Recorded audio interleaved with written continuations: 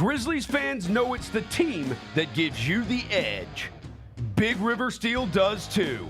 And much like the Grizzlies have recruited legendary talent, we want you to be part of our team. Are you ready to be part of something legendary? Then visit www.bigriversteel.com. That's www.bigriversteel.com.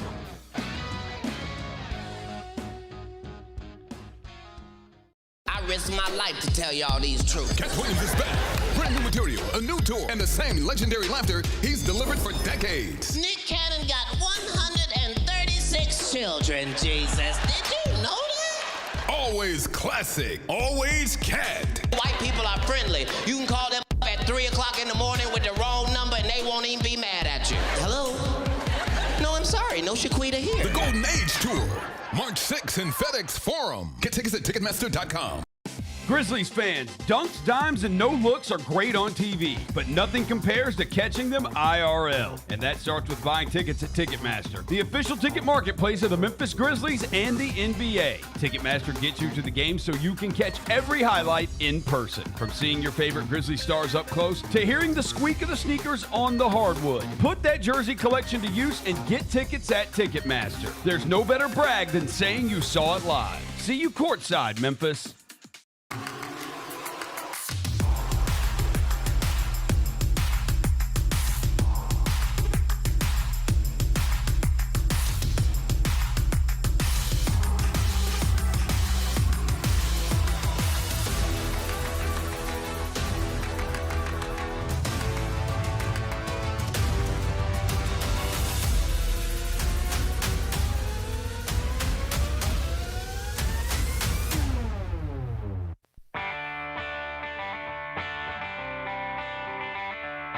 Live from the Built Ford Tough studio at FedEx Forum, it's the Gary Parrish Show, presented by Ortho South, on YouTube at Grind City Media and the official Grind City Media app.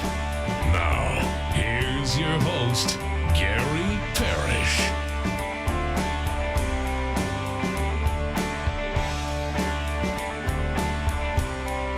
All right. I'm here. My name is Gary Parrish. I'm speaking to you from Midtown Manhattan, New York City. Bennett Doyle's back in Memphis producing the program. Glad he's with me. Glad you're with me. Hope you're getting through the day best you can.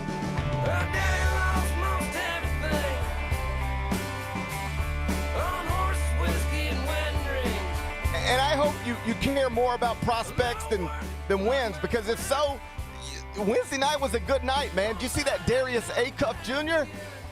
Looks pretty good.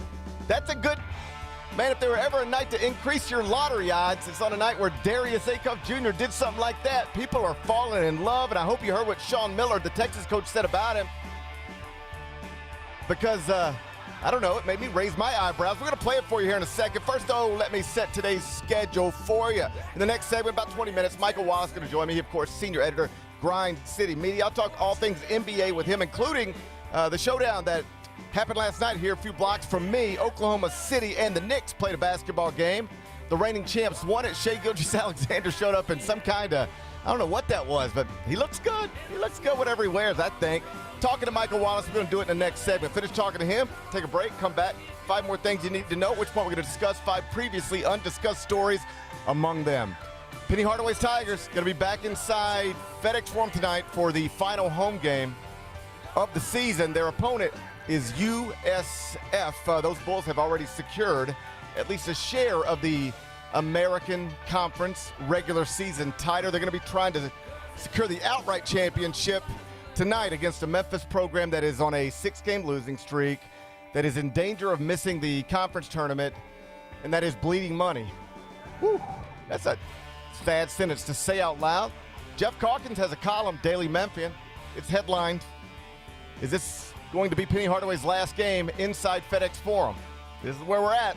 We'll talk Tigers in about 40 minutes. Sweet scene last night down in Houston for senior night. Kelvin Sampson and Emmanuel Sharp shared a nice moment. I'm going to show it to you. We'll do that in just a bit. Last night on CBS Sports Network, our old pals from Conference USA, I don't know if you remember that, but we used to be league buddies with St. Louis. just up I-55. They secured their first conference championship since 2014. Interesting story for us, I think, on multiple levels. I'll talk you through that in just a bit. Hockey star Jack Hughes. He lost some teeth in the Olympics. You probably heard about that. But apparently he gained a Tate McRae. Would Bennett be willing to give up some incisors to gain a Tate McRae? He's going to have to answer that question. We're going to do that in the third segment. And rest in peace, Lou Holtz. Legendary Notre Dame coach has died at the age of 89. Incredible life he lived. We'll spend a few minutes on that.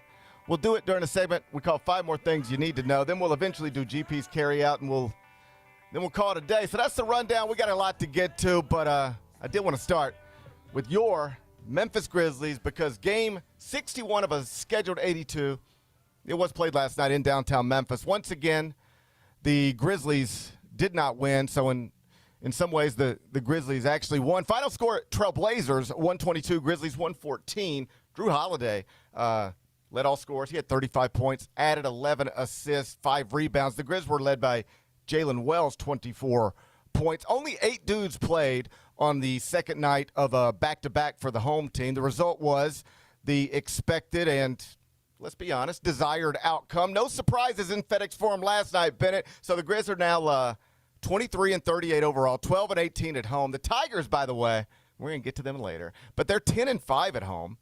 So if you're a Grizzlies-Tigers fan who has attended every possible home basketball game this season, what you've watched is the home teams to date go 22-23 in 55 games inside that building. Big Bet Bennett, it's good to see you on this Thursday morning. Too, man. The Grizzlies and Tigers are now a combined 22-23 in home games this season. You've sat through most of them. How are you doing? Oh, I'm good. I'm doing just fine. Yeah, I'm doing just Okay. fine. I do wonder though, is that the first? That's got to be the first time that's ever happened. Where like it's going to be a below 500 record for both of those teams combined at home. I'm not a historian. Do I look like a historian? It's got to be the first time ever. Hey, look at me. Look into your camera and look at me. What do I look more like? A historian or somebody who slept about 3 hours? What do you think I look more like? Someone could look that up. Someone could All look right. that up for us. I'm not a historian, but somebody can look that up. Have the Grizzlies and Tigers ever combined in the same season to finish below 500 inside FedEx Forum or the Pyramid? I'm going to say no. I'm going to say I don't know. I'm going to say I don't know because I think I don't think people say I don't know enough. I think the world would be a better place if you just say I don't know a little more often. It's a totally reasonable answer to almost anything.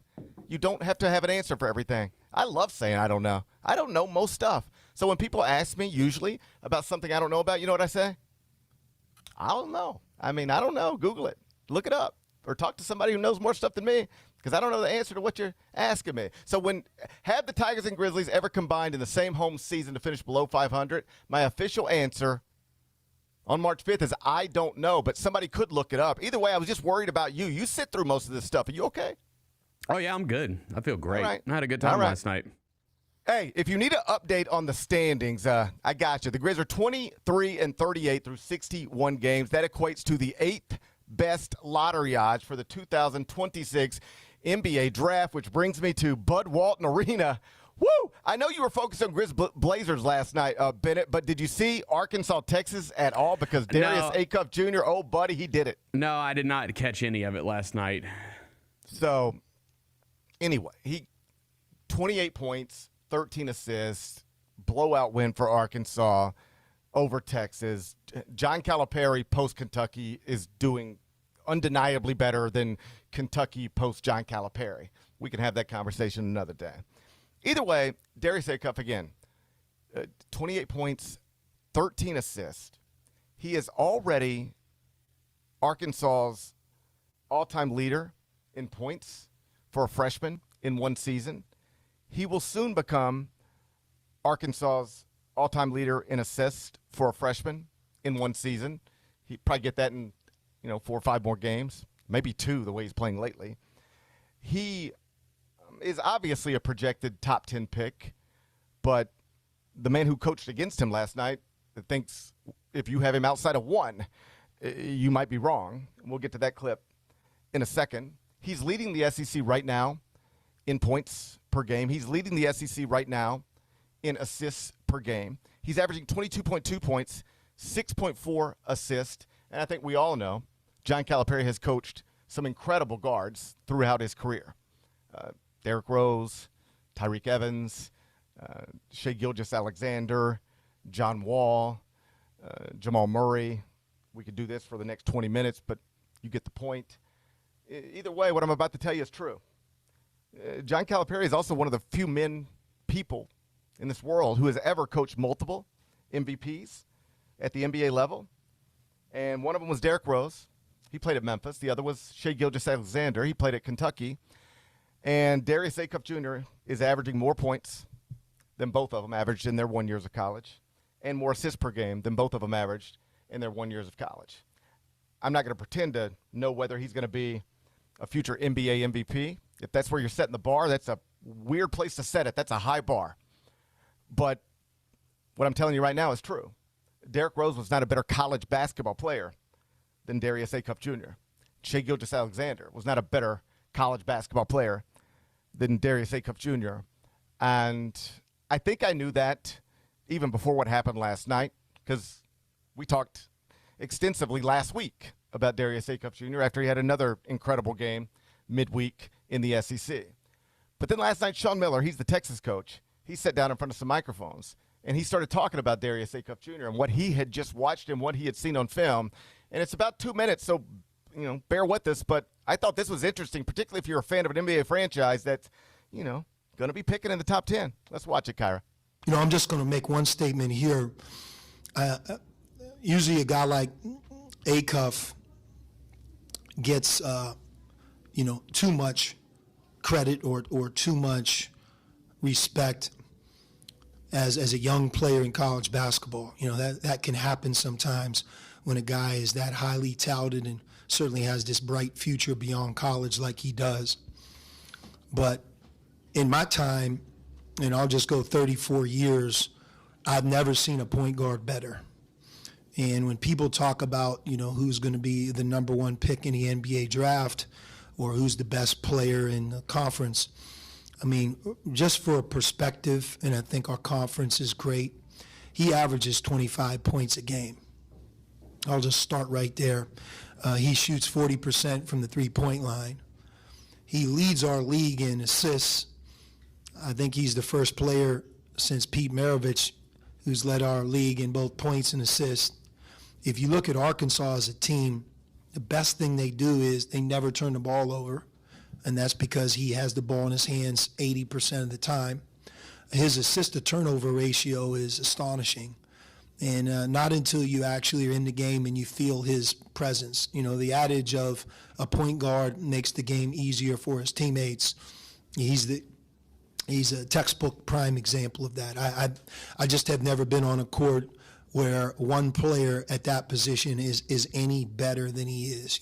Greatness is how I would describe his game, and seems like an amazing young man. And, just to watch, I bring it up because this is game 30. He's got several weeks or a month or so left. But guys like him, they just don't come into college basketball very, very often. He's a generational player. He's really, really good. And this number one pick thing, I don't know why people aren't talking about him more.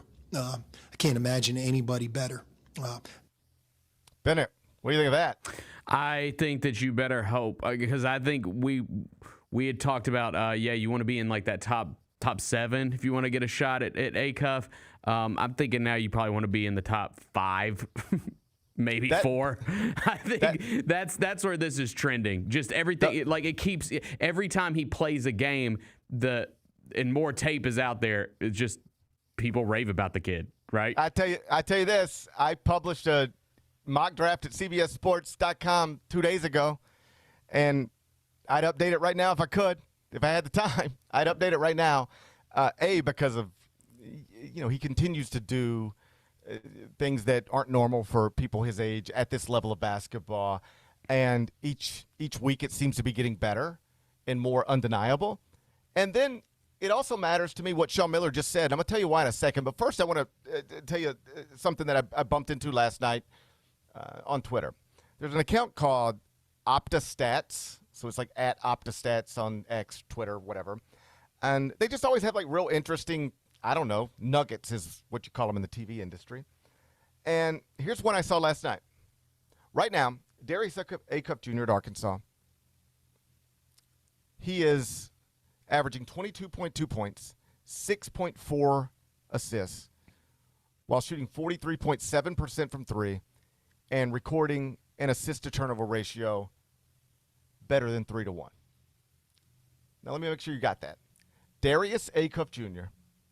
right now is averaging 22.2 points, 6.4 assists, while shooting 43.7% from three with an assist-to-turnover ratio of better than 3-1.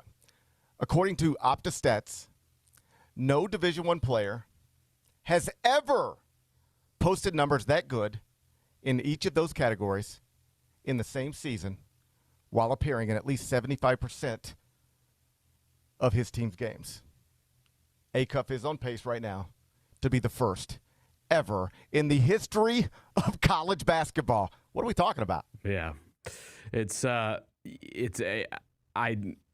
He's awesome, dude. He's awesome. He's the guy. If the Grizzlies were to take a point guard in the first round, I think he's the guy I would want. Yeah.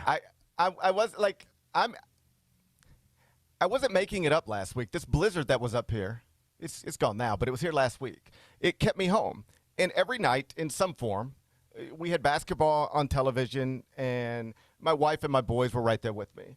And so we watched Arkansas, and we watched Acuff, and I've been talking to my boys about the lottery and about the draft and about, hey, I know you love Jaren Jackson, and he ain't here no more, and I know you love Desmond Bain, and he ain't here no more, and I know you love Ja, and I know where that's headed. But, like, you're going to have another favorite player. You know, I love Doc Gooden and Darryl Strawberry, and I hated it when they weren't there no more. But I got to a point where I also love Mike Piazza, you know, and I also love Jacob deGrom. There's always going to be some next ones, and so let's try to figure it out. And so we're watching college basketball, and when I came in here last week and told you we fell in love with Darius Acuff Jr., that wasn't a lie. We was ready to take him right then, and then he did what he did last night. Now the numbers are becoming ridiculous, like historically unprecedented. Sean Miller said what he said last night. And let me tell you why those words matter to me more than they would matter if they just came from some other college basketball coach. I tried to look this up late last night. I couldn't find it, and then I got tired. But I'm sure somebody else can. I always remember this story. I'm hoping I remember it accurately. But Fred VanVleet, Wichita State, they were in the NCAA tournament in what was his last year of college basketball. And I believe in the tournament they played Arizona. And in the handshake line, it was noticeable that Sean Miller, at the time the Arizona coach, seemed to share a moment with Fred VanVleet, the little point guard at Wichita State. It was more than just like, hey, good game, nice win, congratulations. It was like he wanted to say something to him. And some reporters picked up on it, noticed it, and they asked Sean about it in the post-game press conference. So he was sitting at a table just like that, with a background just like that, just a little younger. And I don't remember exactly, but as I remember it, somebody asked something along the lines of it. You seem to share some words with Fred VanVleet. What did you say? What was that about? And Sean, in some form, said, I just told him, don't ever let anybody tell you can't play in the NBA. I know people are telling you that. I look at the mock drafts, but I've been watching you on film to prepare for this day. I just spent 40 minutes watching you. You can play in that league.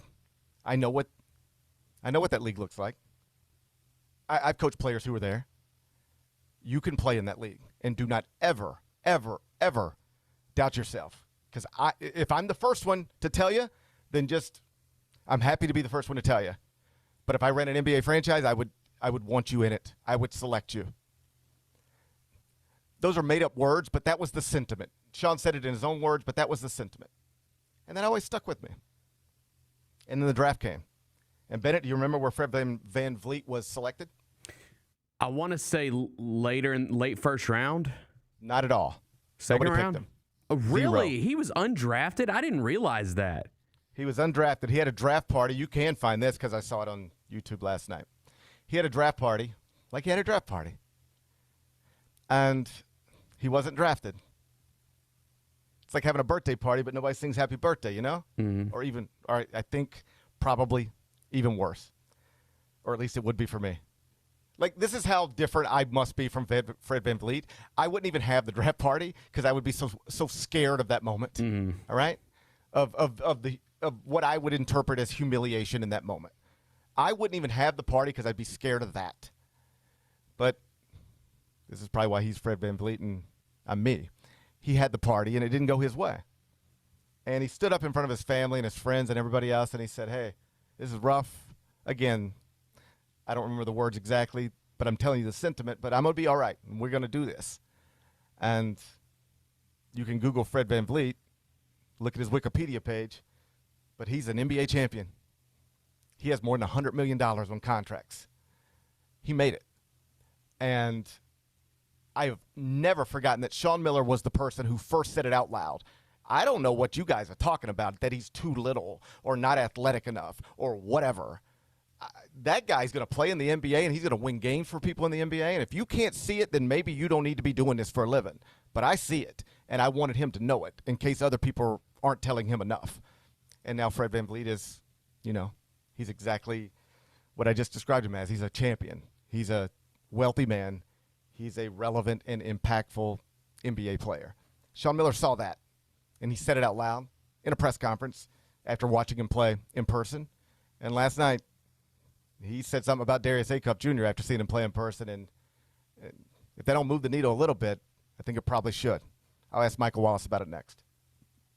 Each challenge is unique, so each game plan is customized to identify opportunity and the path to victory. It's true in basketball, it's true in banking. Grizzlies Checking from Pinnacle with personalized planning and advice. Play hard, bank easy. Open a Grizzlies checking account with at least $100 and a recurring direct deposit by May 30th, and you could receive a $200 direct deposit bonus into your account. Details at grizzliesbanking.com. Member FDIC. Absolutely amazing. Wells, a rhythm three. Yes, sir! That's an exclamation point on this game. Grizz fans, defend your home court from pests with Terminix. Before cockroaches, spiders, and mice show up, Terminix it with our pest-free 365-plus year-round protection plan. Visit Terminix.com today and enter code SAVE50 at checkout to save $50. Terms apply. Go Grizzlies! Kroger shoppers and Grizz fans. Want exclusive last-minute discounted ticket deals texted straight to you? Sign up with the new Kroger Buzzer Beater deal. Fans can sign up by texting Grizz to 636-479 or visit your local Kroger store in the Delta Division and scan the QR code. By signing up, you agree to receive recurring automated promotional and personalized marketing text messages from the Memphis Grizzlies. Consent is not a condition of any purchase. Message frequency varies. Message and data rates may apply. How are you able to release and have an instrumental song become a huge deal? And I forget who the disc jockey was, but he put the wrong side on. He put the Green Onions by mistake and played the B side instead of the A side. No! And that's when the change happened. These people started to call the station and say, play that song again. The Chris Vernon Show, live on weekdays at noon on YouTube at Grind City Media and the official Grind City Media app.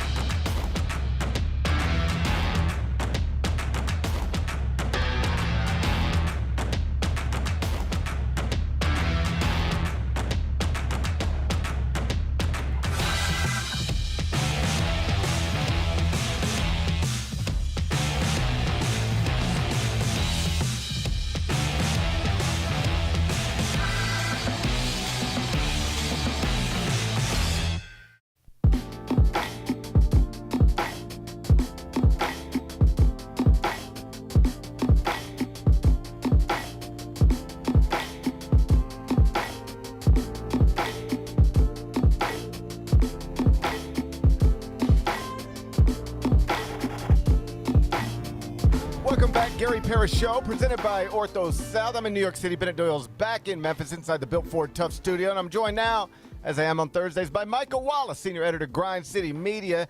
He's on X at my mic check. Hey, Michael Wallace, how are you? Hey, what's going on, man? Happy Thursday. Good to do this again. Every week we do it, man. Always good to see you. I appreciate you. It's great to see you. I apologize for being a little tardy. That's on me. Nobody else's fault. Hey, let's talk prospects for a second. We're going to be picking, we believe, in the top 10. We hope number 1, but, somewhere in there, barring devastation. Last night I thought was interesting, not only because Darius Acuff Jr. was awesome, 28 points, 13 assists in a blowout win over Texas, but because of what the Texas coach Sean Miller said about him afterward. It might be hyperbole, perhaps, but it's a real thing that a real basketball coach who has good opinions about basketball players, it's a real thing he said. He said, in my 34 years of doing this, I've never seen a point guard better. He's a generational talent. He should be in the conversation to be the number 1 pick of the draft. What do you make of what you saw and what you heard?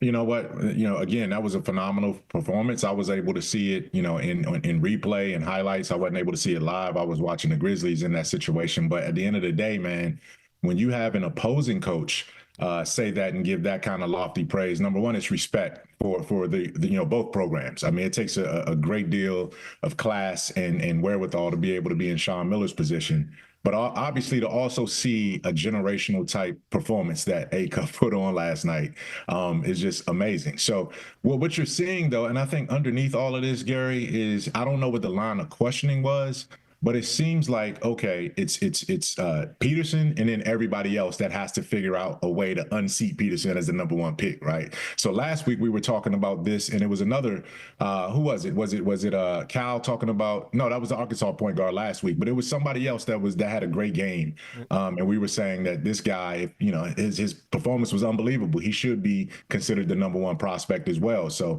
every single week somebody's coming up talking about ways to unseat the young man at Kansas as the number 1 overall pick, and these performances are living up to it.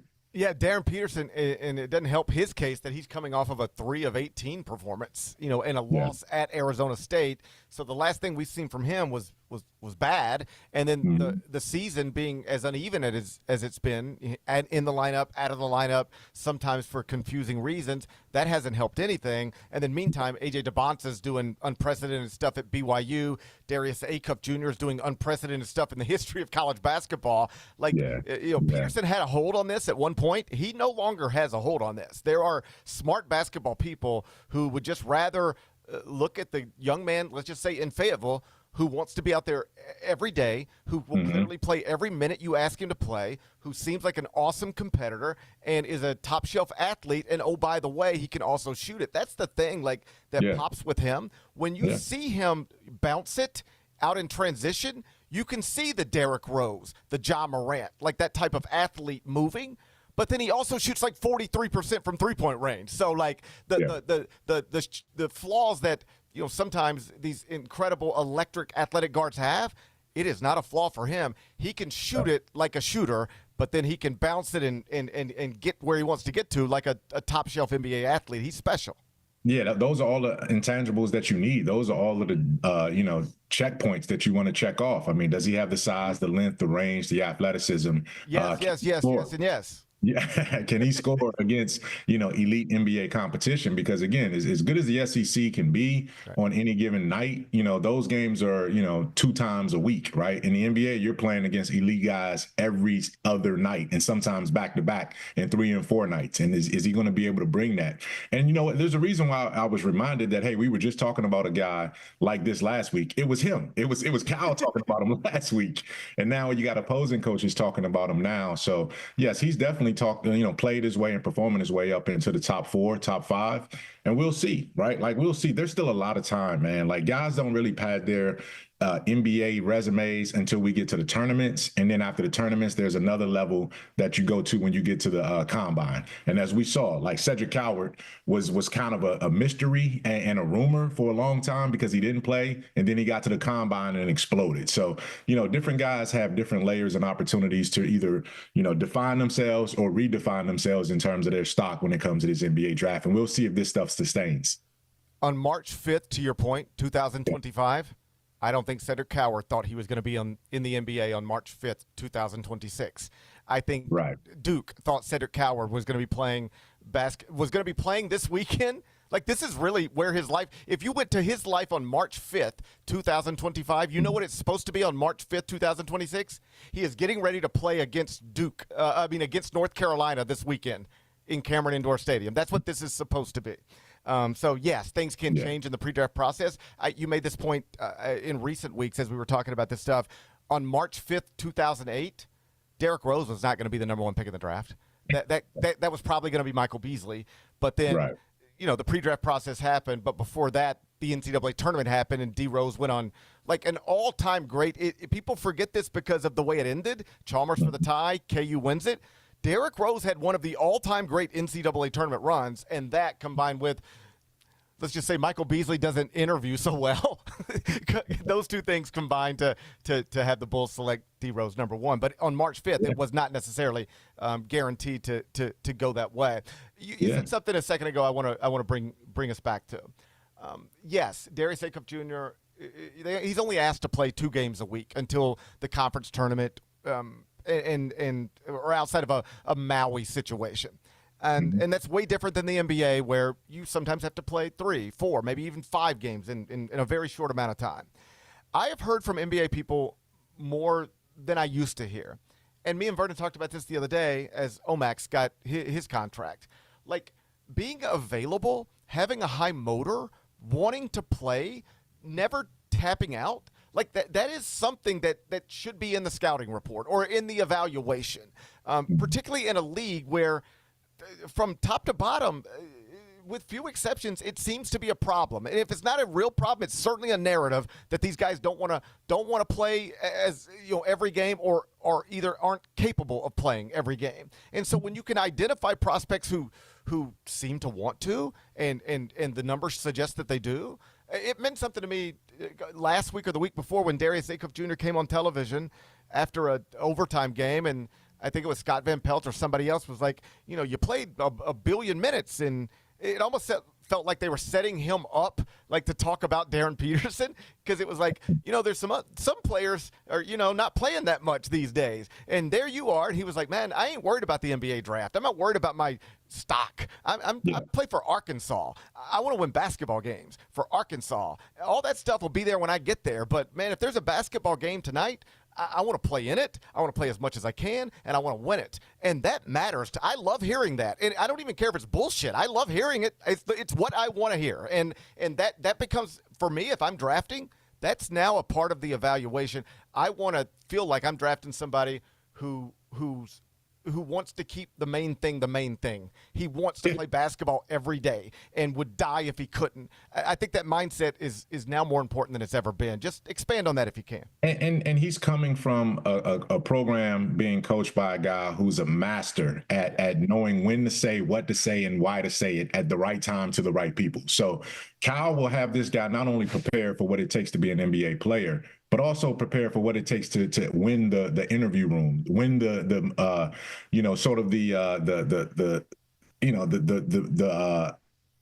where these guys are going to have to go out there, and obviously the combine interview sessions, the media sessions, how to prepare himself to be able to stand in front of a crowd or in front of a GM and make the case for himself. And those are things that are important because, again, Acuff, he gets it. Like, he gets the what it takes to be a showman right now. And he's going to have that stage, in the SEC tournament. He's going to continue to have that. And yeah, you want guys that know what, how to say the right thing, and they want to be available. I won't put it only on the players because, as we see now, there are a lot of franchises out there that are strongly encouraging guys not to necessarily play. Right. They're guys, like, they're players who probably want to play that are being, kind of coerced in a sitting out or taking an extended break and all of these kind of things. And that's not, that is a cultural problem, systemic problem within the NBA. But having said that, you don't need to sort of exacerbate that problem by having a player who comes in not wanting it. And I feel like this kid wants it. And I think, he reminds me, I can tell you exactly who he reminds me of, what I'm seeing right now. He reminds me of freshman year Russell Westbrook at UCLA. just in terms of the way he goes after it, like I think he's more skilled than Russ was at that time, and maybe even right now. But in terms of the motor, the drive, the athleticism, the ability to just, take that energy and lead, he reminds me a lot of Russell Westbrook from that standpoint. He's a little more outspoken and sure of himself than Derrick Rose ever was at that time.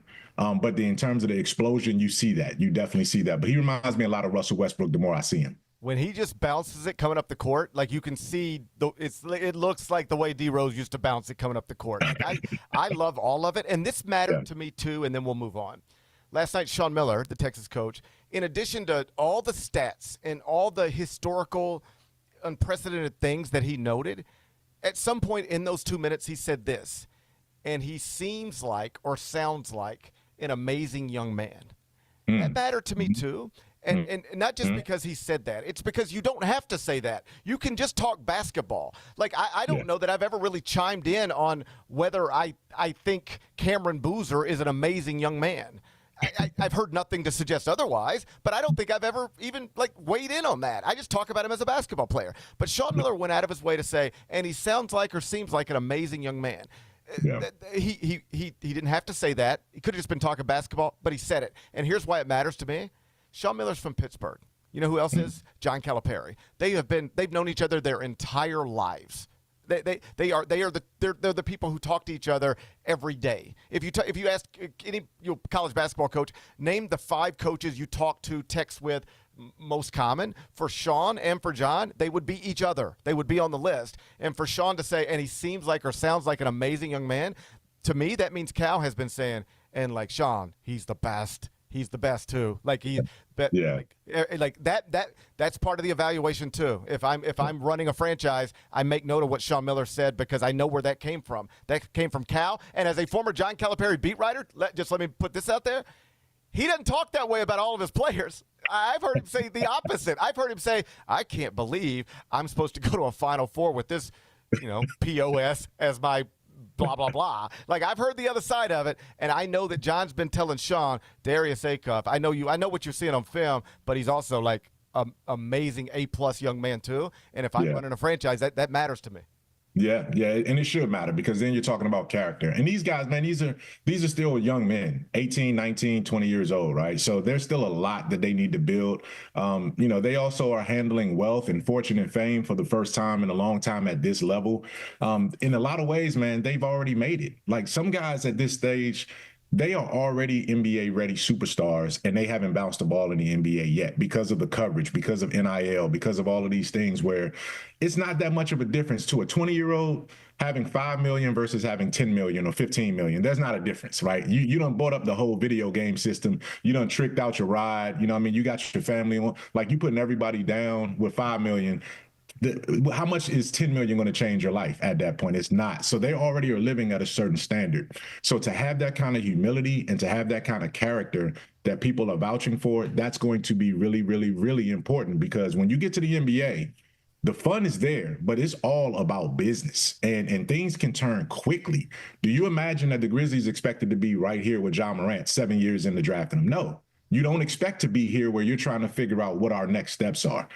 So it can turn into a point where your character is going to be important. So if you have those kind of foundational principles at the very beginning, it's going to be good to have that, because that tends to carry you through some of the rough waters that you're going to head into once you get into this NBA. I want to talk to you about a couple of things in the NBA. The Hornets last night won again. They're now 16-3 in their past 19. What has happened there? And it's time to take them more seriously, because, for as long as I can remember, that was one of those franchises you just sort of laughed at and, oh, that's cute. Oh, that was a neat shot by LaMelo. What's the record again? But now he's doing it. They're doing it. What's happening? I think Charles Lee is getting his imprint, that Boston, that tough-minded defense, that in-your-face holding guys accountable as much as he can from a coaching standpoint. I think that's you're starting to see that. You're starting to put some maturity around LaMelo, and a guy like Con Knipple is the real deal. I think he's better at with the Hornets than he was even at Duke, right? Yes, so some guys get better at the NBA than they were as college prospects from that standpoint. So, I think those things help. Moose has been phenomenal as a big down there from that standpoint. You've had some maturity, and Brandon Miller, obviously he came into the league under that controversy, but he's gotten better and better and better. They have some depth now. They also have some veterans that are coming off that bench to help them out a little bit. So you catch all of those things, plus you're in the point of the season where you're going up against a lot of teams that mailed it in for the rest of the way. So every other night you're going to be playing a Utah, or you're going to be playing, a Memphis, for instance, or you're going to be playing a team that really just doesn't have everything they need to have. So that's going to help your record as well. But what they've done over the past 2 months and sustaining it now, 6 straight wins by double figures, you better look out for them, because they're going to be a dangerous team as a first round opponent for anybody up in the top 4. On Knippel, he's already set the rookie record for three-pointers made in a season. He's got 20 games left. He's already set the record. He is also leading the NBA in three-point field goal percentage. No rookie has ever done that. He was the second best player at Duke last season, undeniably. Right. But he might be the best rookie in the NBA right now. Yeah. Some of that is because Cooper Flagg's not playing. But suddenly Knippel is like a real threat to his Rookie of the Year trophy that he was minus 1,000 to win not too long ago.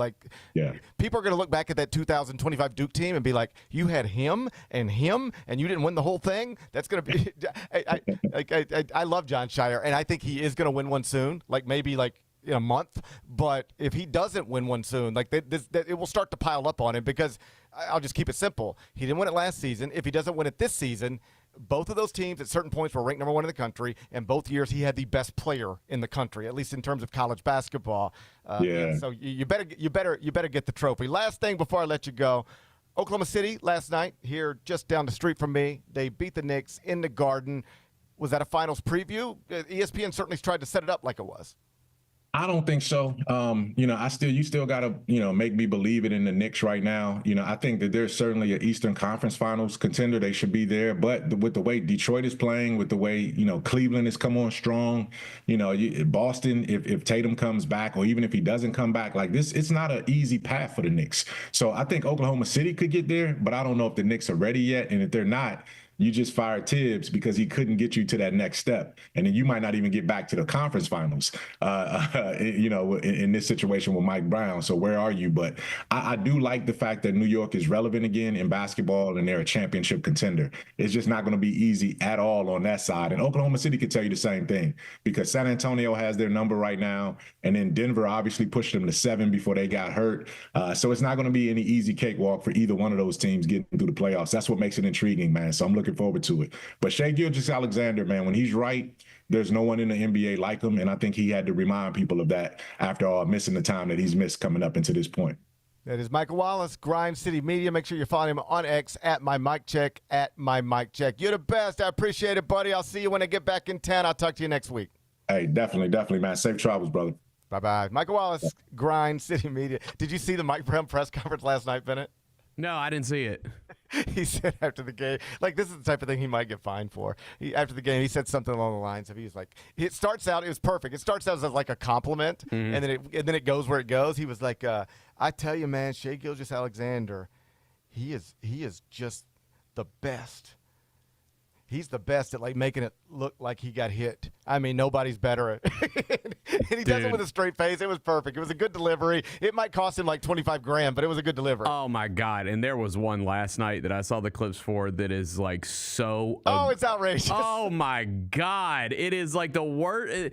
It's why people say this. It's not, people aren't just pulling this out of their ass, man. Go find the one that's making the rounds from last night, and you will be like, come on, man. What game are we playing? And let me tell you where this leads. Let me tell you what happens next, because we've seen it. You get Dirk, you get KD, tall dudes shooting from the three-point line. Guess what starts happening? Every tall kid thinks he can shoot from the three-point line. Yeah, right. That's how you start playing 5 out. That's how you get Wemby. The tall kids used to, it was you're tall. Go stand down there. You're going to dunk the ball and rebound the ball and dunk the ball. All right? But then, here comes Dirk, here comes KD. So then now we get Wemby, and all the tall kids are trying to shoot, right? And then here comes Steph. Here comes Steph. And it's okay, that's the three-point line. That's where we shoot from. You can get a 2 from anywhere inside of there. If you want 3, you get it from just right outside that line. And that's the way we play basketball for a long time. And then here comes Steph, and Steph's like, okay, I know that you get 3 if you shoot it from here or from like 6 feet further back, but like I can get a clean look from 6 feet further back.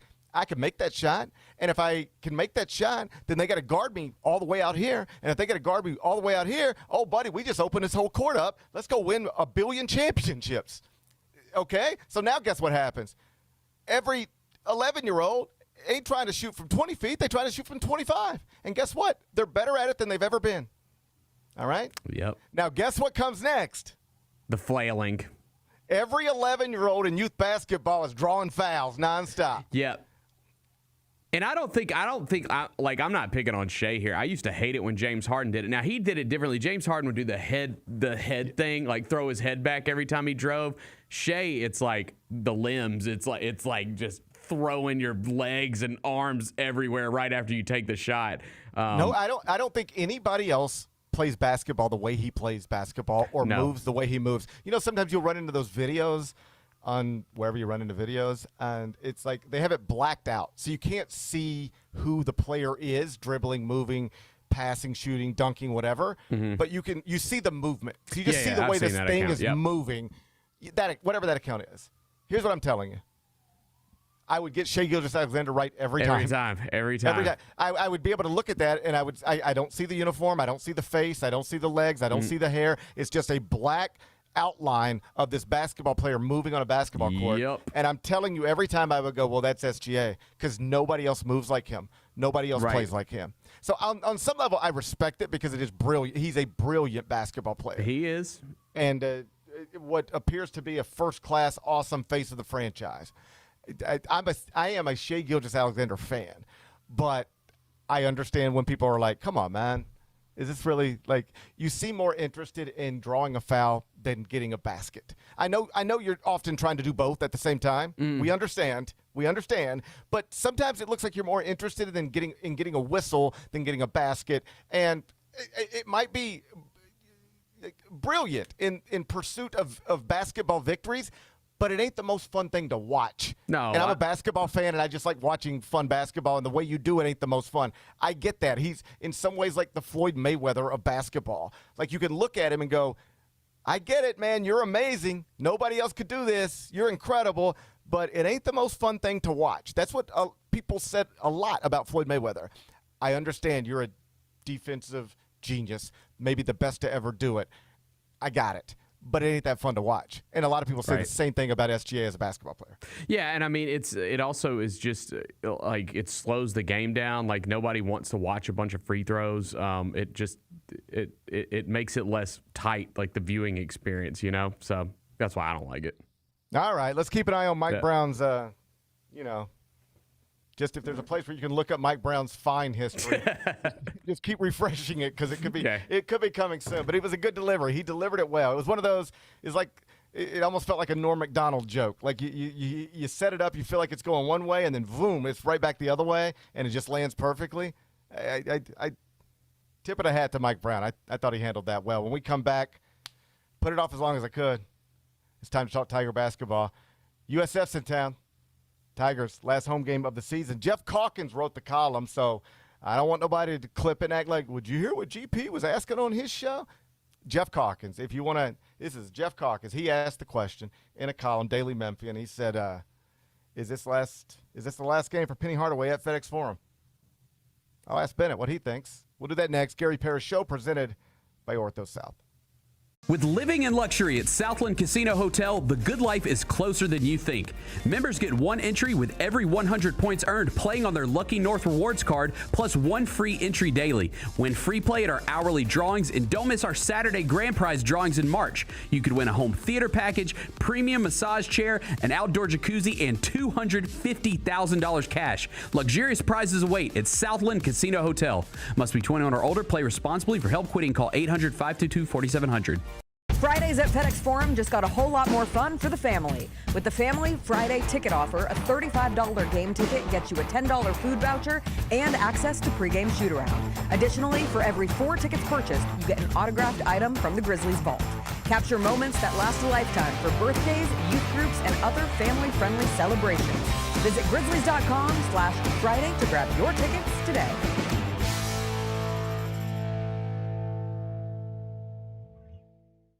Kroger shoppers and Grizz fans. Want exclusive last-minute discounted ticket deals texted straight to you? Sign up with the new Kroger Buzzer Beater deal.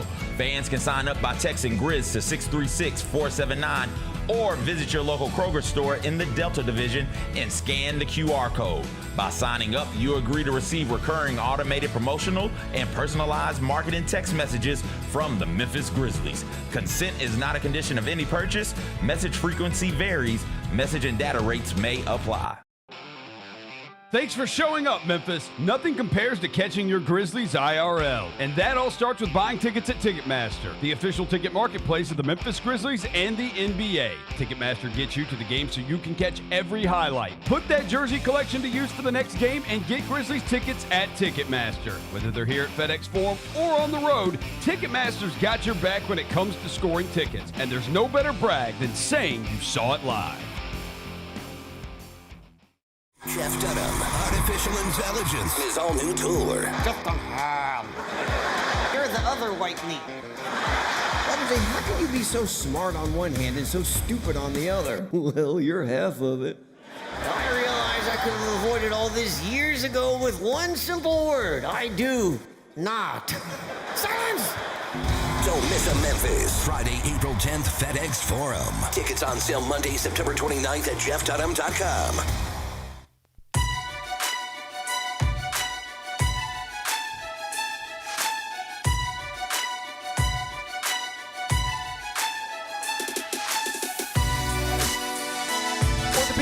Can be unpredictable, unforeseen, unscheduled.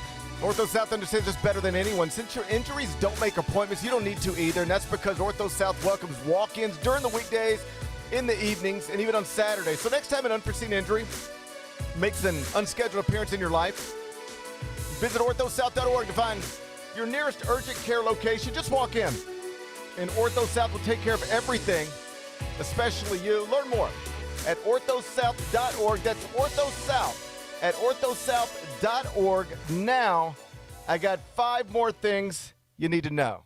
Number 1. University of Memphis will conclude the home portion of its 2025-26 men's basketball season tonight inside FedEx Forum. The USF Bulls are in town. They are already the owners of at least a share of the Americans' regular season conference championship. With a victory tonight in FedEx Forum, they will win it outright, despite Memphis, the team they're playing tonight, being the preseason pick. If you're curious, yes, the Bulls are favored on the road. Bennett, Jeff Calkins, he got his computer out and he wrote a column. They published it over at dailymemphian.com. And the headline more or less asked the question, is this tonight Penny Hardaway's final game as the head coach of the Memphis Tigers inside FedEx Forum? What do you think? No, I will say no, it will not be his final game inside FedEx Forum. You want to ask me what I think? What do you think? I mean, I'm the college basketball analyst. Maybe you should ask me what I think. What do you think? I don't know. I don't know. Remember earlier how I told you sometimes that's the best answer? I don't think people use it enough. Yes. You don't need to pretend to know things you don't know. I don't think people use I don't know enough. I don't know. I honestly don't know.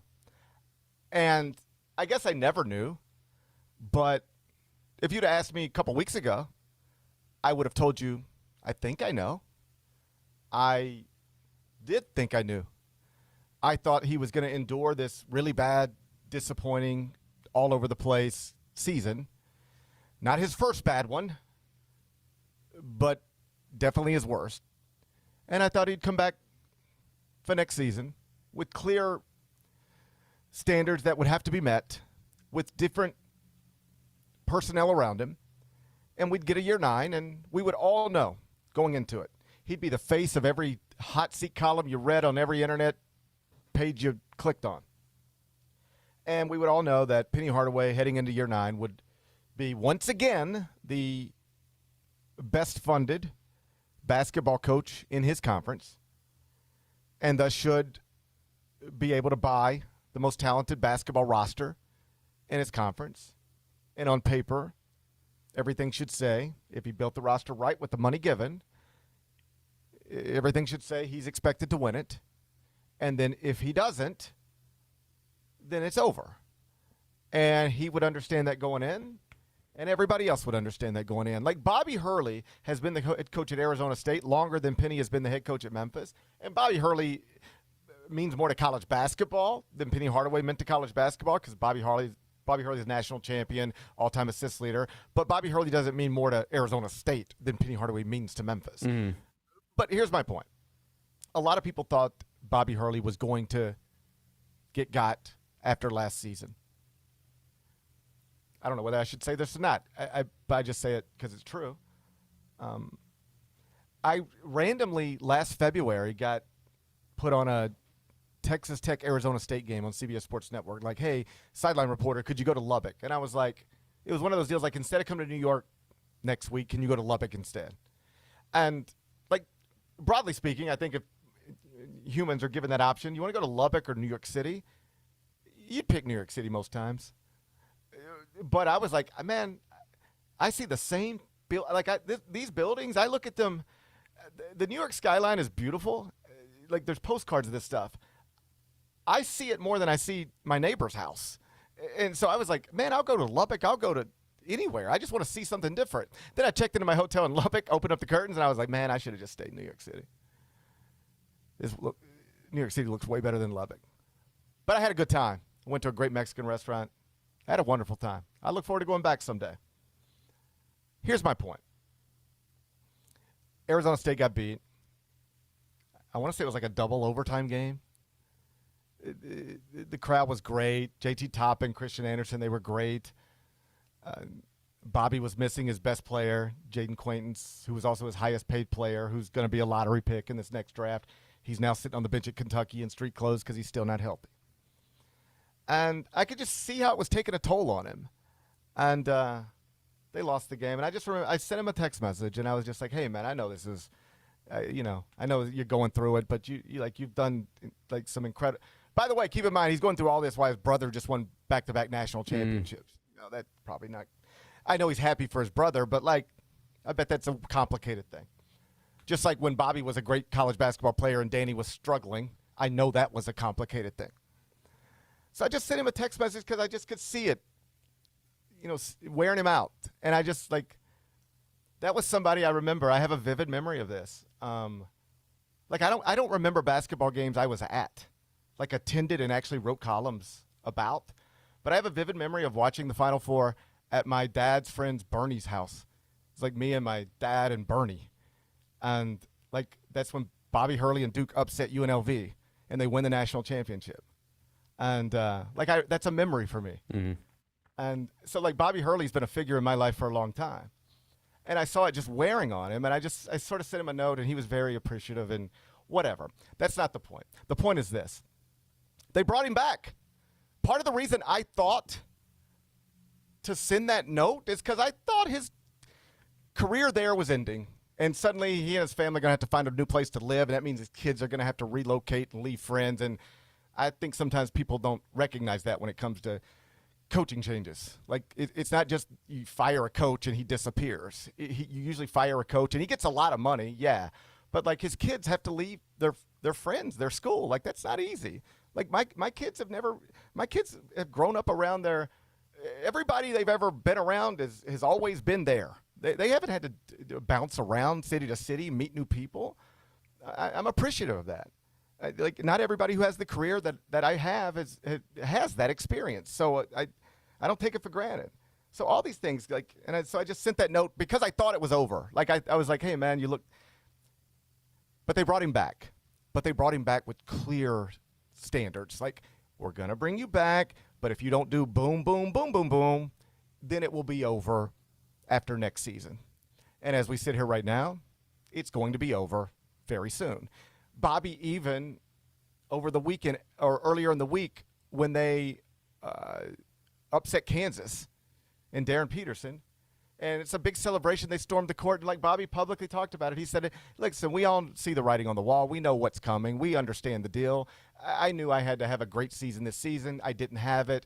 And so, it will be time to move on, and everybody knows. Like, there was a time a few weeks ago where I thought that's what this is going to be. They're going to bring Penny back for sure, and he'll get that 9th year, but it'll be exactly like Bobby Hurley's most recent season. We're going to bring you back. Don't know if we should, but we are for a lot of different reasons. And then you got to go do this way. And if you don't, then it's over, and everybody will understand. And now Arizona State and Bobby are going to divorce, in a week or two. And everybody, it won't be, I don't think, with harsh feelings. Everybody will know we gave it every chance we could to work, and it just didn't work. It's time to go. And I thought for sure that's what we were going to do with Penny. And that still might be what we do with Penny, let me be clear. But I don't know. I think he's coaching for his job. Not just tonight, but certainly the rest of the season. I think it's up in the air. I do not think it's – I wouldn't put my 401k on it that he's 100% back next season.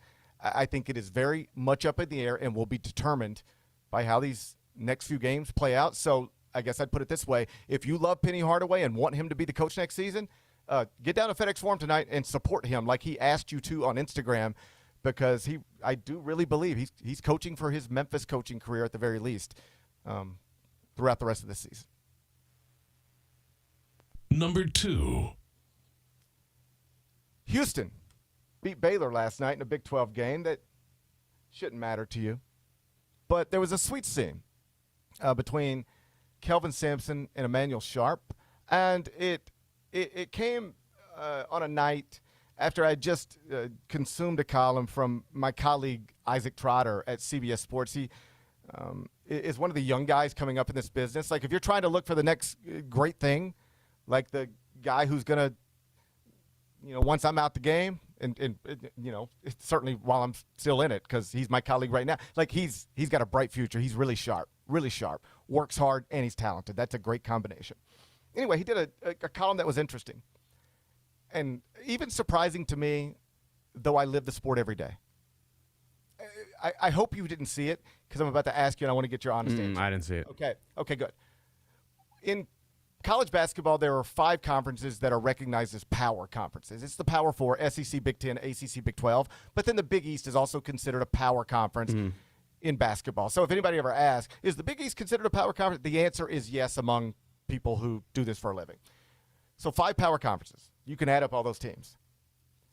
How many players do you think this season had a, quote, senior night at a power conference school after spending 4 years at the same school, the way almost everybody used to do it? Oh, man. I'll say,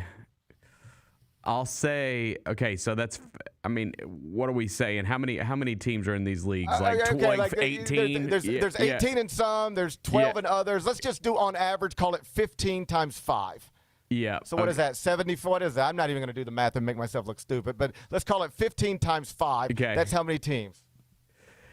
Yeah.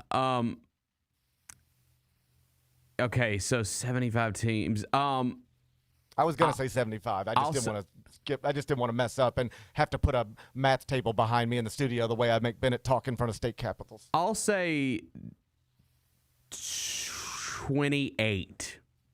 22. Damn. Only 22. This is not something that happens very much anymore. As somebody, I want to be clear about this, because I get hit sometimes. People are like, this is what you said you wanted. Yes, it is, because it's better than the alternative. Like, the rules the NCAA used to have were not only wrong, they were, like, quite literally illegal. Illegal. They were illegal. That's why they had to change. The NCAA didn't change them because they got a conscience. The NCAA didn't change these rules because they want to do right by the kids. They changed them because they were losing millions of dollars, hundreds of millions of dollars, because their rules were illegal. So, yes, this is what I wanted, because it's better than having illegal rules that harm young people. I know we live in a country where some of y'all ain't worried about, people harming young people as much as you used to think you were. I watch the news. I know you ain't as mad about people harming young people as you used to say you were. I read the news. But I'm still on the side of, I don't like watching people harm young people. And I'm not trying to compare that to NCAA rules, let me be clear. But I don't like illegal rules that are unfair to young people. So, yes, I'd rather have this than that. But, yes, this is problematic. We have lost something. I like the idea that Keith Lee played 4 years of college basketball at Memphis State and will forever mean something to fans of Memphis State, particularly fans of my age. I like that. in 2026, Keith Lee, he might play 1 year at Memphis and then he'd transfer to Arkansas. That's the way that would work. He'd play 1 year at Memphis if you could even get that done, and then he would transfer to Arkansas because he's from West Memphis, and they would make that into a thing. All right, so like college basketball has changed in that way. I don't think for the better, but you did have a special scene last night in Houston because Emmanuel Sharp is one of the 22. He's one of the 22 college basketball players who is having a senior night this year at a place where he has spent 4 years playing college basketball. And Kyra, if you got it, let's just look. I don't care whether we got the sound or not, but this is the moment. Kelvin Sampson, you guys know Kelvin Sampson. You used to watch him coach in the American. This is a tough man. This is a man who coaches hard. This is a man who like drives people, and this is also a man who has this side to him.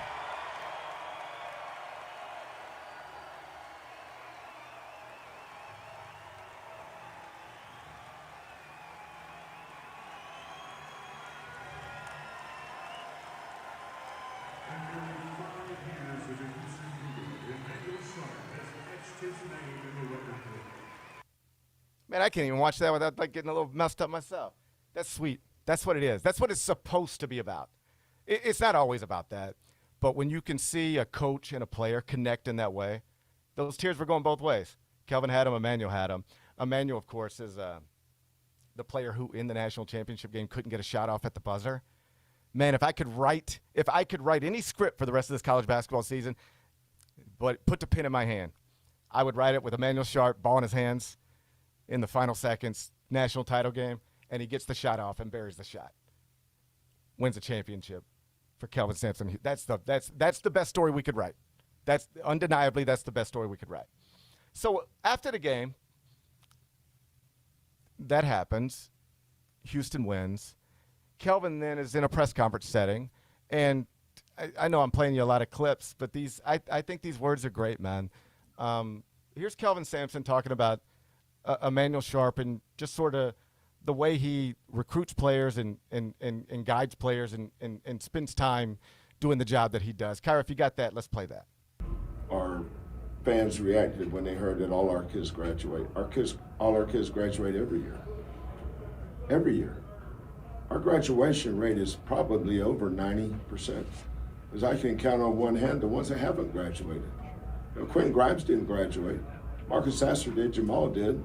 Jarris Walker did not, because both of those, Jarris and Quentin went to the NBA early. Kingston will go to the NBA. He's not going to graduate. Chris won't graduate, but hopefully one day they will. But all the kids that stay here will graduate. If you play 4 years here, you're going to graduate. And it's not because of me or our program. It's because of their mothers and fathers.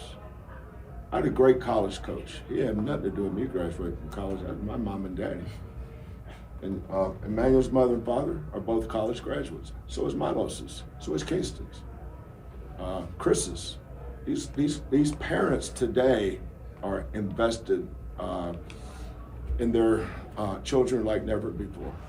I mean, it's great. That's why it does my heart good to see all the young people here in the media. Because 30 years ago, it wasn't like that. But you guys are going to carry the torch for the next generation. And you're going to be better than the generation ahead of you. Because we need you to be. Because behind you, there's going to come a generation after you. And we need them to be better than you. That's how you keep pushing forward with success. You know, our success here has been because of the class that comes after. The class that comes after. They keep pushing forward because of the group that was ahead of them. That's why every year we get a little bit better, a little bit better, a little bit better. But when you get to March, you got being good's not good enough. You got to be lucky. Keeping JoJo out of foul trouble is important. Yeah, every word of that. Every word of that. The basketball stuff, the parent stuff, the next generation. Every word of that is good stuff. Like that guy's great. A great basketball coach. Every once in a while, people be like, if your kids were basketball players at that level, you know, who would you want them to play for? And over time, I've had different answers to that question. And I don't know that there's ever been just like one answer to that question. But if you gave me a list, like I can list you some options. Kelvin's on there, man. I'd love my boys to be around him. He, on the parent stuff, I know he means that because he and I have had that conversation privately. There was one year I was on the sideline, CBS Sports Network, for the Veterans Classic, and Houston played in that. And so I went to shoot around, and we're just sort of talking through it after shoot around's over. And he was like, I just remember Jamal Shedd was on the team. And he was like, hey, do you know Jamal's parents? I was like, I don't know Jamal's parents. He's like, they're great. They're going to be here. I think they both served. And so it was going to be a perfectly reasonable and hopefully good in-game interview for me as the sideline reporter, particularly if the game got lopsided, and it was always expected to because I think they were playing St. Joe's. Anyway, as I remember it, like the court got real slippery and there was condensation, and so we had to focus on. I was doing like real important sideline reporting, trying to figure out why is this court wet. So we had to scrap our interview with Jamal Shedd's parents, unfortunately. But I had sort of set it up with them and got to just be around them a little bit. And one of the things I remember Kelvin saying as he was telling me how awesome they are is that is such a part of the recruiting process for him. And I'm not quoting him exactly, but this is more or less what he said with a smile. He's like, listen, I like you, and I might think you and your wife are great parents and great people, but, if your kids can't play basketball, I'm not going to recruit them, all right? It doesn't start with you. It starts with the player. But when I find a player that I'm interested in that has the things on the court that I like the way he plays, the way he plays with his teammates, the things that seem to matter to him. Does he want to get every shot, or does he want to create every turnover? When I see what I like, the next thing I do is look at the parents. And if the parents don't check some certain boxes for me, I'm out the game. I don't want it. Because I've been surprised before, but more often than not, I can tell what I'm getting by who raised you, by how you were raised. And that did not surprise me to hear him say, Emmanuel Sharp is graduating college. It ain't because of me. I'm just his basketball coach. It's because of his mom and dad. They're both college graduates. They're invested in him. Over here, Milo, same thing. Kelvin even said, I loved my basketball coach in college. He was great. He's not the reason I graduated. My mommy and my daddy are the reason I graduated. And I just think that's so true. And I might not be the best one to be delivering this message, spending 3 nights a week in New York City. But I'll let Kelvin Sampson deliver the message because I do subscribe to it. And then the thing he said about, looking at young people and being impressed by them. I know it's popular, or at least it's something that happens to older people. I remember when I was young, and I see it now happening to people around my age. You look at new music, new art, young people, and it's just like they don't get it, or they're the worst, or they're lazy, or whatever. And I just find that to be totally not true. Like in my real life, I find the next generation to be impressive. I'm impressed by young people. I don't like comparisons, but if you could tell me I could pick either life, I'd much rather have my oldest son's life at 23 than my life at 23. I think he is so much more impressive and well-rounded and everything better than I was at his own age. And I don't think it's because of me. Let's give credit to his mother. But I think some of it is just, I think the next generation is better than the previous generation. And I do think that's important for the future of everything. And I'm not trying to make this into something it doesn't need to be, but those words meant something to me from Kelvin last night. He struck some chords that I think are important. And I don't know if you're a parent or a child, it's a little more than 2 minutes, but you could probably circle back to that message, all those messages in there, and remind yourself of some important things every once in a while when you need to. Number 3. Back to basketball. Nice seeing it. We're going to get this thing moving because I got a plane to catch. St. Louis wins a conference championship last night. It's the A-10 at Chaffetz Arena, downtown St. Louis. Capacity crowd, a little more than 10,000 people. And I don't bring that up to celebrate them as much as I bring it up to, circle back to some Memphis basketball stuff. We used to be in a league with St. Louis, Conference USA. Shouts to Larry Hughes. I can remember a time me and Vernon, I think Rob Fisher, Maybe Tara Peckmeyer was involved. Shouts to News Channel 3. Like, we all were up at St. Louis for a Memphis SLU game and, like, had a good time out and whatever. I think we ended up, me and Vernon at least, crashing at his parents' house. I think I slept at the Vernons in St. Louis as a Memphis beat writer once upon a time. And so they used to be in a league with us, and I think we were better than them. But now they're winning conference championships, and we're not. And more than anything, here was something that popped into my head as I was watching that celebration, because we had the game on CBS Sports Network. Literally 2 seasons ago, that program was bad, lost more games than it won, played in front of an empty building. Nobody cared about anything. That was 2 Marches ago. 2 Marches ago. They played in the Atlantic 10, a mid-major conference. Fans didn't come. Nobody cared.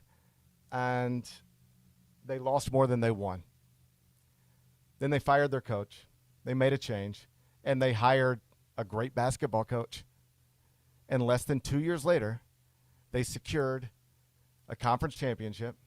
And if they win this weekend, it will be outright for the first time since 2014. And they did it in front of a capacity crowd of nearly 11,000 people, even though they were playing a team that isn't a real challenger to them, even though they were playing in a league that is undeniably a mid-major. But they recaptured something. You know, I've been in that building when Jim Cruz was the coach, still riding the Rick Majerus wave, and St. Louis fans cared, and it was packed, and it was awesome, and they were ranked and going to the NCAA tournament. And then it got real bad, and they just stopped caring, and they lost more than they won, and nobody came to the games. That was 2 Marches ago. But they got it back like that.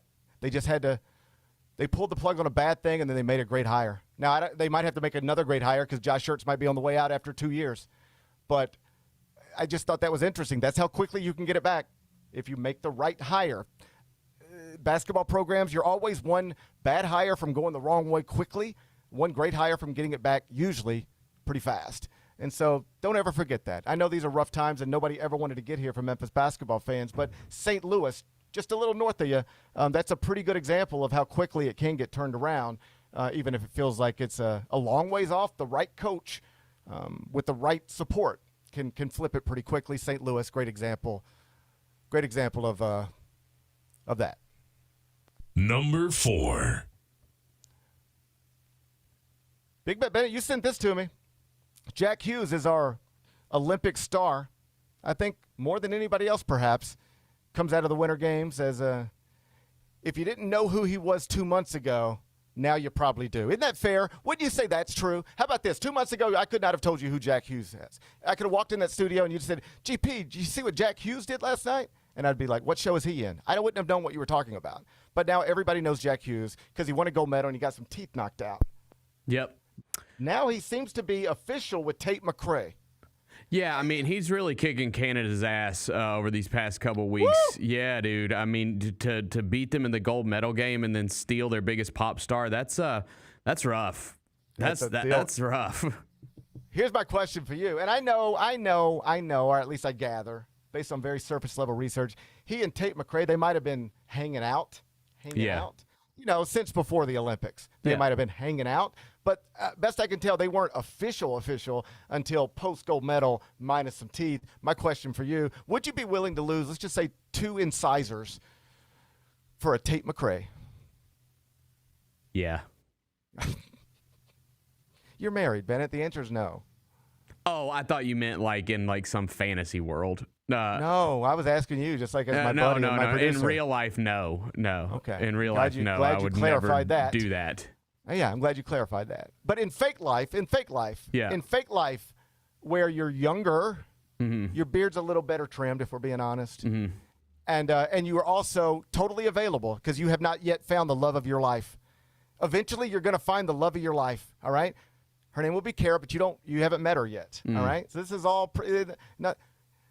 I wish you could have found the love of your life earlier, but we're still looking. But here comes a Tate McRae, and she likes beards for some reason. Would you be willing to just take your own fist and knock 2 teeth out, and then hug Tate McRae and call it and like take it where it goes? Yeah, because I mean we've come a long way with dental work. We have come a long way. Like I have all my teeth, but like I feel like if I lost a tooth, I could probably just get that thing replaced, and it wouldn't be that big a deal. Dr. Maddie'd have that thing fixed by noon. That's what I'm saying. About? When I was a kid, like if you lose like a permanent tooth, that's a big deal. Like that's a problem. Now I don't think it's such a big issue. I mean, these hockey players are losing them like every night. So that's the thing. Hey, you asked this question in 1948. I don't know what the right answer is, but in 2026, man, you can get some teeth look better than your original teeth. Dr. Maddie can get you knocked out and like, man, there ain't nothing Dr. Maddie can't fix, as far as I can tell. All right, so absolutely, young people out there, not if you're married, not if you're old. But if you're young and available, if the question is ever presented to you, strange as it might be, would you be willing to knock your own teeth out to get a Tate McRae? The answer is yes. The answer is yes because it's a Tate McRae, but also because you'd have even better teeth than you had before by noon. Smile Center, Memphis. Hit that button. Number 5. Rest in peace, Lou Holtz. Yeah. I could read you all the accolades, tell you a bunch of stuff, but I really have a flight to catch. And also, I'd rather say this. In this hotel room, I get back here after a night of work, and I don't go to sleep for a while. I'm doing other things. But I keep the TV on, usually on mute, because I'm not the type who can focus while I'm hearing things. But, I can sort of keep my eye on. There's a war going on, and sometimes I just want to see what's happening in the war. Or the military operation, I guess that's the way to put it. But whatever. Sometimes I want to keep my eye on what's going there. And then sometimes it's like, hey, I've been in a studio all night. Maybe I didn't see everything that happened in sports. Maybe I can just turn on SportsCenter and see things that pop by, and I'll know that, the Thunder beat the Knicks. Right. So I had the television on last night, and here's what I noticed. Last night was Scott Van Pelt talking to Reese Davis. Earlier in the day, I'd seen Kevin Agandi talking to Reese Davis. And I heard a little bit of it, but mostly it was on mute. And these are two people, both times, talking about a man that they not only worked with but spent time with. Like you can tell by the stories, they like were at each other's houses and on vacations together, and like their families knew each other. And so they're talking about a man who had just passed at the age of 89, an iconic football coach, national champion, a legend at Notre Dame forever. And they were talking about him. And the thing that I noticed is that, you know what they looked like the entire time? They were it was just like this the whole time. They were just smiling and laughing. This man had just died. And when they were thinking about him, they were just laughing and smiling. And maybe that's the test. I got to thinking about this last night. Maybe that's the test. Like when it's over for you and people immediately start thinking about you, like it's over. You got the call. It's over. Hey, I just wanted to let you know. You get that phone call. I think most of us had that phone call. You live long enough, you're going to get that phone call more than you'd like. Hey, I just wanted to, it's a rough phone call. But imagine what it is for people to get that phone call about you, and when they start talking about it and thinking about it, they just laugh and smile, and it's like, man, just nothing but great memories. And I know it's never nothing but great memories, but like I picked up on that watching that just through the television. These were people who had spent time with this man, and their immediate reaction to he's no longer with us was just, remember that time? Ha, ha, ha. Remember that time? Big smile. Remember that time? And I think, not when everybody passes, those memories aren't like that. But they seem to be connected to Lou Holtz. And that's enough for me. Yeah. That mean anything to you? Or am I just making weird things up? No. I mean, I completely agree. I can't sit here. Like, I'm not. Because he's like, obviously, when he was doing his thing, I was not even born, right? Like, so it doesn't resonate as much. Yeah. Yeah, you had to be of a certain age, and this is probably one where it resonates with me because I'm older than you, and probably the cutoff range is somewhere between my birth date and your birth date. But I obviously remember him from TV like all those years. Oh, of course, right. And then I know that he became a little bit of a cartoon character for a variety of reasons, and I guess that's just the way the world works these days. But last night, watching people who knew him talk about him, I didn't get caught up in that stuff. I was just like, that's interesting. He's passed, and now the things people think about, the people who knew him, the things they think about that now that he's not here, it seems like awesome and good and funny and great things, and that's probably a pretty good test to try to put yourself through. Yeah. Hey, when I'm out of here, how people are going to think about me? Are they going to laugh and smile or something different? Maybe that's a question we should all ask ourselves a little more often than we do. We can talk about that another day. Be back with Carry Out. Thanks for showing up, Memphis. Nothing beats catching your Grizzlies IRL, and nobody knows that better than you. So next time you want to hit up a game, Ticketmaster's got your back with tickets to every upcoming matchup. Whether you're catching the Grizzlies at home or on the road, you'll find tickets at Ticketmaster, the official ticket marketplace of the Memphis Grizzlies and the NBA. Keep putting that jersey collection to use and get Grizzlies tickets today. There's no better brag than saying you saw it live. See you courtside again soon, Memphis.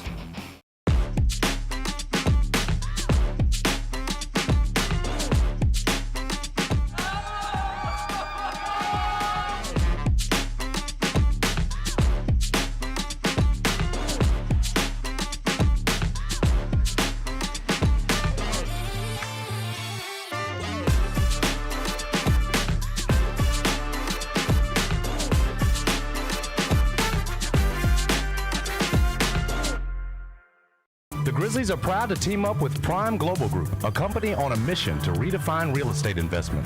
By leveraging deep experience, strategic insight, and robust resources, Prime Global Group is shaping a smarter, socially responsible future. Whether you're an investor or simply curious, now's the time to explore innovative strategies that align with your values. Join the movement and discover how you can be a part of this exciting evolution. Visit primeglobalgroup.net to learn more and connect with the team today. That's primeglobalgroup.net. Let's face it, there's a lot of trash talk in basketball, but the great teams let their performance do the talking. Like Ford F-150 with Pro Power on board, a class-exclusive industry-first feature that turns your truck into a mobile generator and leaves the competition speechless. Ford F-150, official truck of the Grizzlies. Greatness starts here at your Mid-South Ford dealer. Class is full-size pickups under 8,500 pounds, GVWR.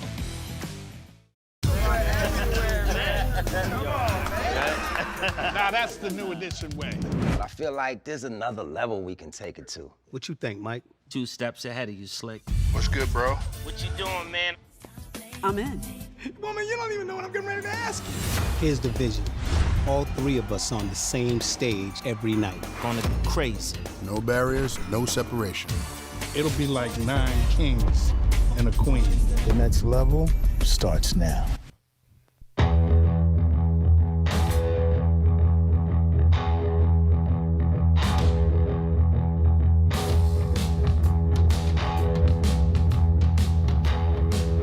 Welcome back to Gary Parrish Show, presented by Ortho South. Full transparency, we're going to bounce through this pretty quickly. My poor driver, he has to hate me. There was a time a few weeks ago, I got down there. I'm supposed to be down there at 12:30 Eastern. It's in 2 minutes. And I got down there at 12:30 Eastern a few weeks back, and he wasn't here. And so I called him, and I was like, hey, just check it. Like, where you at? And he was like, I'm sorry, I'm running behind. But, like, you're never on time, so I didn't think it mattered. And I said, I got it. That's fair. I get that. But I'm ready when you are. And so here we are again. Let's do carry out. It's time for GP's Carryout. One final segment filled with stuff to take with you. It's not everything you need to know, but it's most of it. What did we miss today? Stephon Diggs got cut by the Patriots. You see that? I did see that. I'm not that surprised. I mean, he was kind of irrelevant in that Super Bowl. Like, I'm not surprised by it. He seems like he tends to wear out his welcome. Maybe that's the case. That could be the case. We'll see what they do, like, in free agency or the draft. But yeah, I could see that being the case. I mean, he lost Cardi B and his job, like, in a pretty short amount of time. Yeah. Like, check on your people. Check on your people. That's a hard thing to go through. Yeah. What's today's biggest game? I'm going to take it to FedEx Forum. 8 o'clock tip. It's on ESPN2. South Florida. The American champs playing Memphis. The 12-17 Tigers, 7-9 in American, still fighting like crazy to try to make the conference tournament. USF -6.5. Totals 160.5. Bennett Doyle Where's your heart at? I mean, I'll just have to go with my heart on this one and say the Tigers cover. I'll go Memphis. All right, let's go Tigers go. Let's Yep. go Tigers go. What are we watching on TV? Bennett sent me an interesting picture this morning.